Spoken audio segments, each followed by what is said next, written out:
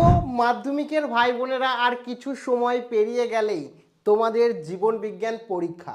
আর এই জীবন বিজ্ঞান পরীক্ষার শেষ ব্রহ্মাস্ত্র ও যেখানে কিছু ট্রিক তোমাদের বলবো জীবন বিজ্ঞানে যেটা কাজে লাগবে, একই সাথে চিত্রে 100% কমন সাজেশন বলে দেব, সাথে অন্যান্য প্রত্যেকটি অধ্যায় থেকে 10টা করে ইম্পর্টেন্ট প্রশ্ন বলবো, যে প্রশ্নগুলো করলে কমপ্লিট ওখান থেকে তুমি কমন পাবে। এ তো কমপ্লিট প্যাক বলতে পারো, সম্পূর্ণ সাজেশন এবং ট্রিক সহ। কাজে ভিডিওটি প্রথম থেকে শুরু করে শেষ পর্যন্ত ওয়াচ করো, ভিডিওটিকে অতি অবশ্যই একটি লাইক প্রদান করো, পরীক্ষায় অবশ্যই ভালো নম্বর পাবে। আর আমাদের পরিবারের সদস্য না হয়ে থাকলে সাবস্ক্রাইব বাটনে ক্লিক করে বেল আইকনে ক্লিক করে অল নোটিফিকেশনে ক্লিক করে আমাদের পরিবারের সদস্য হয়ে ওঠো।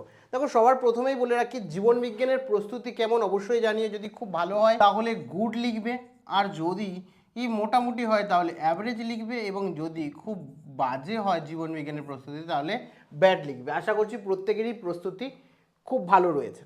তো এক্ষেত্রে প্রথম তোমাদের জীবন বিজ্ঞানে নাম্বার তোলার যেটা জায়গা সেটা হচ্ছে এমসিকিউ।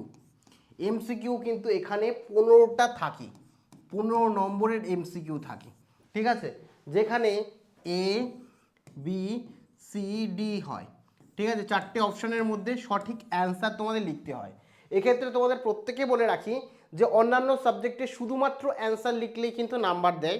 এক্ষেত্রে তোমরা চেষ্টা করবে জীবন বিজ্ঞানের ক্ষেত্রে পূর্ণ বাক্যে অ্যান্সার লিখতে, কারণ প্রশ্নের ওপরেই লেখা থাকে যে পূর্ণ বাক্যে তোমরা উত্তর লেখো। সেই ক্ষেত্রে কিন্তু তোমরা পুরো পূর্ণ বাক্যে লেখারই চেষ্টা করবে জীবন বিজ্ঞানের ক্ষেত্রে একমাত্র।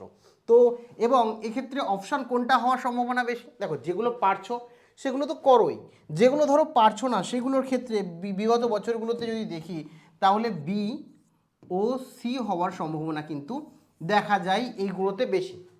বি আর সি, যেগুলো পারছো সেগুলো লেখো, যেগুলো একেবারে পারছো না সেগুলো ছেড়ে দিয়ে এসো না, সেগুলো সি অথবা বি করো।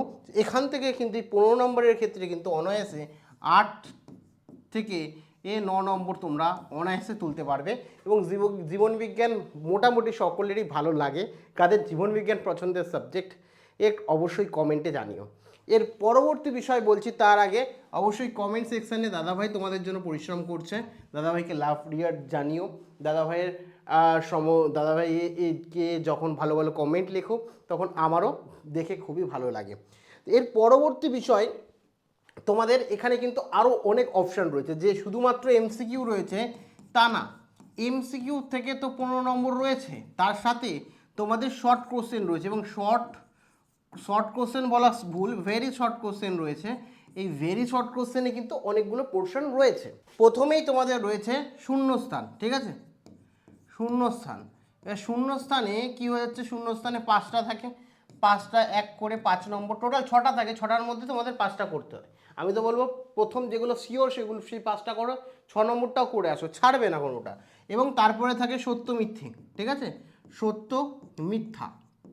তো সত্য মিথ্যাও এখানে 5টা তোমাদের করতে হয়, 6টা থাকে, এখানেও 5 নম্বর থাকে। চেষ্টা করবে বেশিরভাগ ক্ষেত্রে যেগুলো পারছো সেগুলো করো, যেগুলো একেবারে জানো না সেগুলো কিন্তু ছেড়ে আসবে না, তোমরা ফলস লিখে আসবে, ফলস হওয়ার প্রবণতা কিন্তু অনেক বেশি, ঠিক আছে, যেগুলো পারছো না সেগুলো ছেড়ে আসবে না, ফলস লিখে আসবে, সেক্ষেত্রে নাম্বার কিন্তু তুমি কিছু হলেও পাবে। এখানে স্তম্ভ, ডান স্তম্ভ বাম স্তম্ভ, এখানেও 6টা থাকে, 5টা করতে হয়, এই 1 করে 5 নম্বর তোমরা থাকো। এটাও খুব ইজি, জাস্ট স্তম্ভ তোমরা মেলাবে, আর কিছুই না, যে এ পাশের আর এ পাশের স্তম্ভ মিলিয়ে কোনটা কোনটার সাথে হবে সেটা দেখলেই মোটামুটি একটা জীবন বিজ্ঞানের ক্ষেত্রে খুব সহজে আইডিয়া হয়ে যায়। এবং তারপরে তোমাদের একদম এক কথাই উত্তর, মানে প্রশ্ন থাকে, ছোট প্রশ্ন থাকে, যেখানে তোমাদের ডাইরেক্ট অ্যান্সার লিখতে হয়, ঠিক আছে। প্রশ্ন থাকে 1 নম্বরের প্রশ্ন, মানে 1 মার্কসের প্রশ্ন থাকে 6টা, 7টা থাকে, 6খানা তোমাদের করতে হয়, 6 গুণ 1 6 নম্বর থাকে। তার মানে এখানেও শর্ট কোশ্চেন থেকে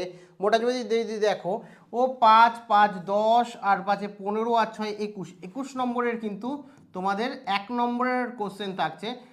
তার মানে এখান থেকেও যদি তুমি 8 নম্বর পাও, আর এখান থেকে এই 21 নম্বরের মধ্যে 5 5 10 কিন্তু অনায়াসে তোলা যায়, সত্য মিথ্যে আর স্তম্ভ মিলানো। তো সব মিলিয়ে আমি যদি 21-এর মধ্যে মাত্র 10 ধরি তাহলেই কিন্তু তুমি এখানে পাস করে যাচ্ছ। 10 + 8 18 নম্বর, এবং প্রজেক্টে 10, তো 28 নম্বর কিন্তু এখানেই হয়ে গেল। কিন্তু এখানেই কি থেমে থাকবে? এছাড়াও নাম্বার তোলার জায়গা আছে। কোথা থেকে? এর পরবর্তী কোন জিনিসটা দেখবে, এর পরে তোমরা দেখবে হচ্ছে চিত্র। খুব ইম্পর্টেন্ট, তোমাদের চিত্রের জায়গা, চিত্র থেকে কিন্তু নাম্বার ওঠে। জীবন বিজ্ঞানে একটা স্কোরিং পয়েন্ট হচ্ছে চিত্র আঁকা। তো এবারের ক্ষেত্রে কোনটা কোনটা ইম্পর্টেন্ট দেখো, যে দুটো ইম্পর্টেন্ট প্রথমে বলি। প্রথম যেটা ইম্পর্টেন্ট যেটা হচ্ছে নিউরন, আসবেই আসবে নিউরন, ঠিক আছে। দ্বিতীয় যেটা দেখবে সেটা হচ্ছে প্রতিবর্তক্রিয়া। প্রতিবর্তক্রিয়া নিউরন এবং প্রতিবর্তক্রিয়ার মধ্যে থেকেই একটা পড়বে। এবং যারা একদম সেফ সাইড থাকতে চাও তারা 3 নম্বর আরও একটা দেখবে, সেটা হচ্ছে ইউক্যারিওটিক কোষ। ইউক্যারিওটিক কোষ। তো এই তিনটে যদি দেখে যাও এর মধ্যে থেকেই কিন্তু তুমি পরীক্ষায় পাবে এবং এখান থেকে 5-এ 5 পেয়ে যাবে। এখানে কিন্তু একটা টিক ব্যবহার করবে অবশ্যই।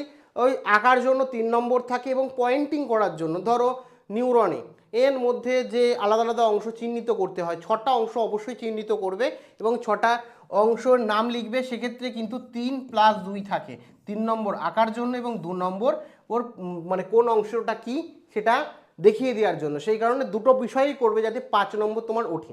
আর এই দুটো যারা একদম প্র্যাকটিস করতে পারছো না তারা এই দুটো প্র্যাকটিস করে যেও, নিউরন এবং প্রতিবর্তক্রিয়া। আর যারা একদম সেফ সাইড থাকতে যাও প্রতিবর্ত ইউক্যারিওটিক কোষ করে যাও। এর মধ্যে থেকেই কিন্তু তোমরা কমন পাবে। এরপরে তোমাদের প্রত্যেকটা অধ্যায় থেকে আমি কিছু 10টা করে এই ইম্পর্টেন্ট প্রশ্ন রেখেছি প্রত্যেকটা অধ্যায় থেকে। যেমন জীবন প্রথম অধ্যায় তোমাদের এখানে দেখতে পাচ্ছ ও যে জীবনের নিয়ন্ত্রণ ও সমন্বয়, এখান থেকে রেখেছি টপিক চলন এবং ট্যাকটিক চলনের মধ্যে পার্থক্য, ঠিক আছে। এরকম রেখেছি প্রত্যেকটা জায়গায়। যদি দেখো এখানে তোমার জীবনের প্রাথমিকতা দ্বিতীয় অধ্যায় থেকে কোশ্চেন রেখেছি, যেমন মাইটোসিস কি, মিওসিস কি, ঠিক আছে। মাইটোসিস এবং মিওসিসের মধ্যে পার্থক্য, এগুলো দেখে যাও একবার। জাস্ট বইটাকে যদি ঠিকঠাক করে রিডিং করতে পারো, যেমন মেন্ডেলিভের 3 নম্বর অধ্যায় মেন্ডেলিভের পরীক্ষা, মেন্ডেলিভের দ্বিতীয় সূত্র, মেন্ডেলিভের দ্বিসংকর, তারপরে চেকার বোর্ড, ওগুলো খুব ভালো করে গেলে বট কোশ্চেনের ক্ষেত্রে কাজে লাগবে, ঠিক আছে। তারপরে এখানে রয়েছে বিবর্তন, ল্যামার্কের মতবাদ, ঠিক আছে।